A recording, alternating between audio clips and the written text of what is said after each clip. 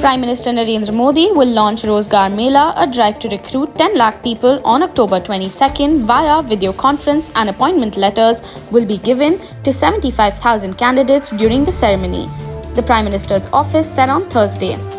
The Prime Minister's office said this will be a significant step towards fulfilling the continuous commitment of the Prime Minister to providing job opportunities for the youth and ensuring welfare of citizens.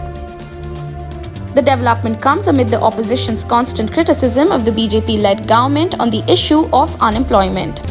Opposition parties have alleged a lack of adequate employment opportunities, a charge rejected by the ruling BJP. The drive will also help the BJP counter the opposition in the poll-bound states of Himachal Pradesh and Gujarat.